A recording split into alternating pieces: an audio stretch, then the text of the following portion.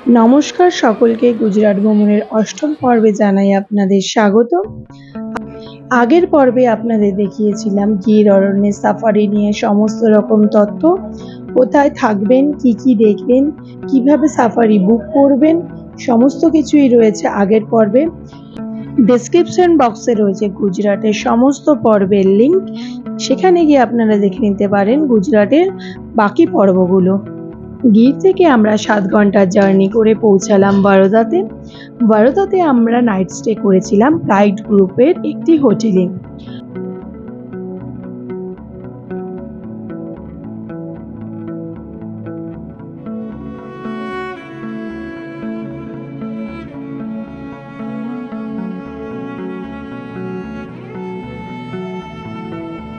পরের দিন মর্নিংয়ে আমরা ব্রেকফাস্ট করে রওনা দিয়েছিলাম কেভাডিয়ার উদ্দেশ্যে। কেভাডিয়াতে রয়েছে ভারতবর্ষ তথা সারা পৃথিবীর মধ্যে উচ্চতম স্ট্যাচু অফ ইউনিটিতে। কেভাডিয়াতে পৌঁছাতে আমাদের সময় লাগলো বরোদা থেকে ঘন্টা দেড়েক মতন। পার্কিংয়ে আমাদের গাড়ি রেখে আমরা এগিয়ে এসে প্রথমে টিকিট কাটলাম। এখানে কিন্তু অনলাইনেও আপনি টিকিট কাটতে পারেন আর অফলাইনেও টিকিট কাটতে পারেন। আরেকটা জিনিস আপনাদের জানিয়ে রাখি, এখানে শুধুমাত্র কার্ড পেমেন্ট অ্যাকসেপ্ট করা হয়। এখানে বিভিন্ন রকম অ্যাক্টিভিটির জন্য টিকিট মূল্য কিন্তু আলাদা। আমরা শুধুমাত্র স্ট্যাচু দেখব, এই স্ট্যাচুর টিকিট মূল্য কিন্তু 150 টাকা। টিকিট কাটার পর আমরা সবাই মিলে চলে গেলাম স্ট্যাচু অফ ইউনিটির ফার্স্ট টার্মিনালের দিকে।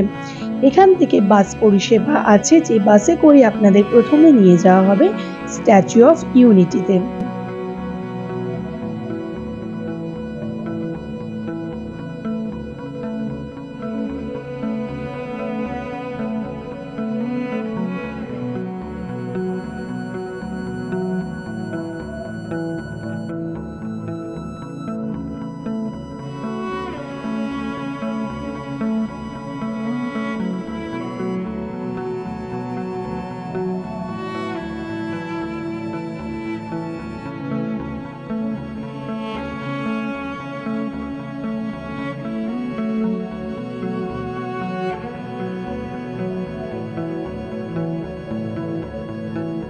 স্ট্যাচু অফ ইউনিটিতে আসার পর এই স্ট্যাচু অফ ইউনিটি ছাড়া আপনারা আরও দেখতে পারবেন viewing gallery, Bishwaban, waterfalls, zoological park, unity glow park, jungle safari, children park, nutritions park, river rafting, Arogyaban, muse garden.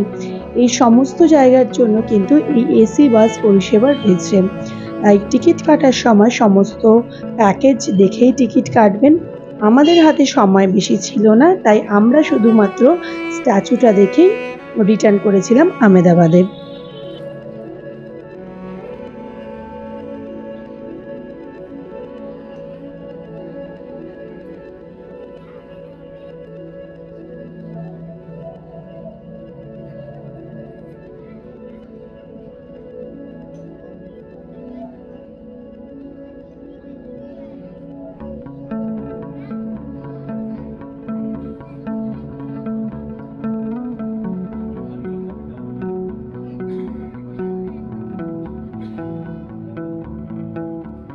Bus terminus থেকে এই এসি বাসে করে আমরা রওনা দিলাম সর্দার বল্লভভাই প্যাটেলের সেই পৃথিবী বিখ্যাত স্ট্যাচু অফ ইউনিটি দেখার জন্য।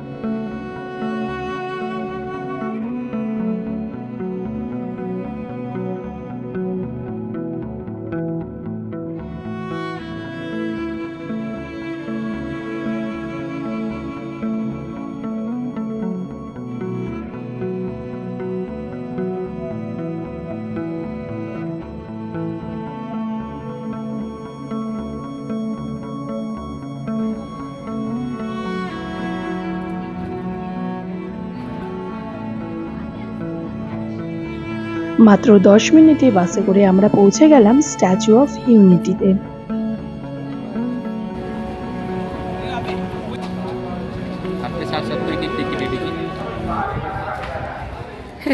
স্কুল বাচ্চাগুলোকে বসিয়ে রেখেছে না।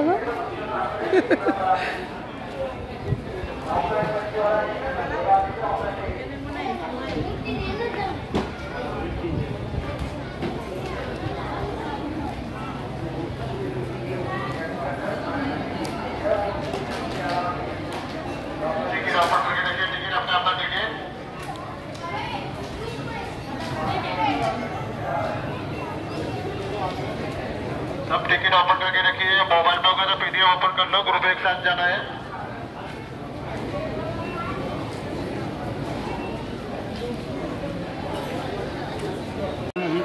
दिए दीजिए बुआई के चाहते।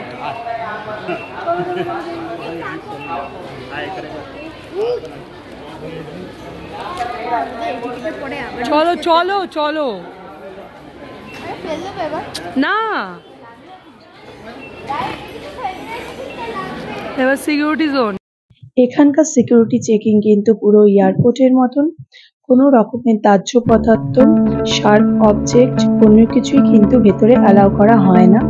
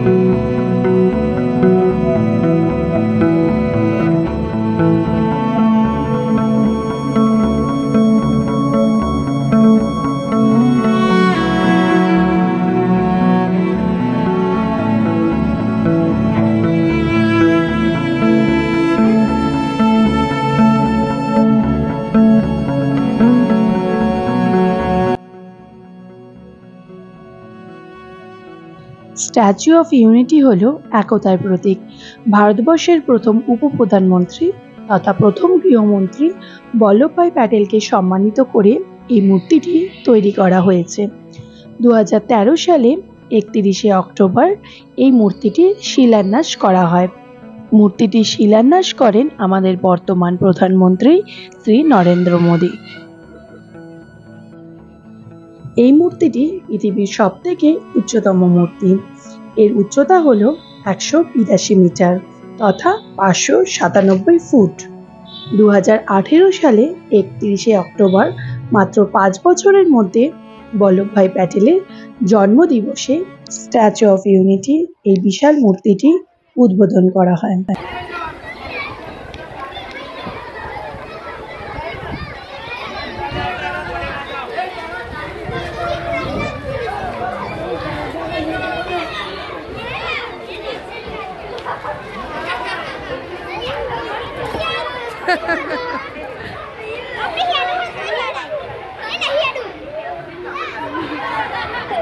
आरुष आगे चलो ना, आगे चलो।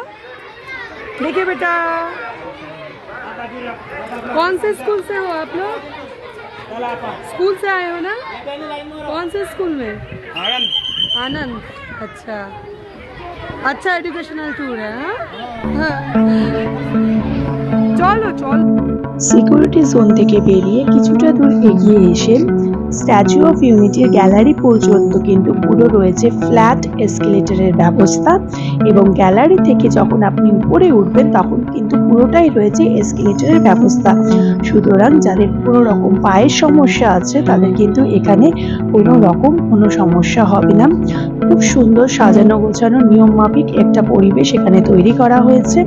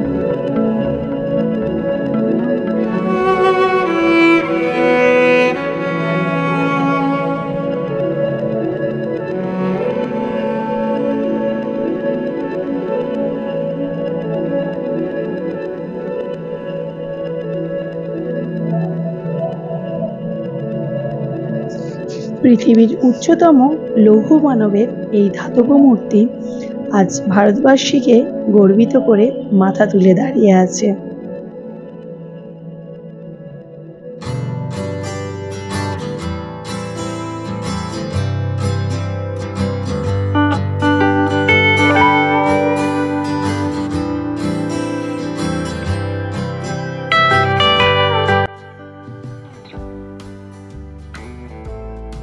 এত ভিড় সত্ত্বেও পরিষ্কার পরিচ্ছন্ন ব্যবস্থাপনা, এর ভেতরকার পরিবেশ, উপরের গ্যালারি থেকে সর্দার সরোবর বাঁধ সবটাই কিন্তু খুব উপভোগ্য।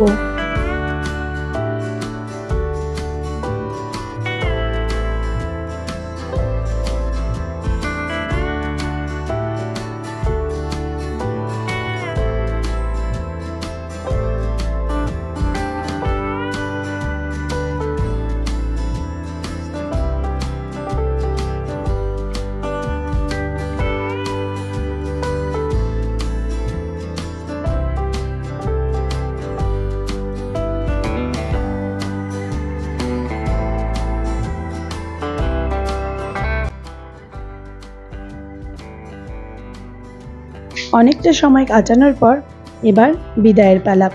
কেমন লাগলো আপনাদের ভিডিওটা? আপনাদের মতামত কমেন্ট বক্সে জানাতে পারেন। আর ভিডিওটি লাইক এবং শেয়ার করতে ভুলবেন না। আর চ্যানেলটিতে যদি নতুন হন তাহলে চ্যানেলটি সাবস্ক্রাইব করে দেবেন। সবাই ভালো থাকবেন, সুস্থ থাকবেন, দেখা হবে আবার পরবর্তী ভিডিওতে। ধন্যবাদ।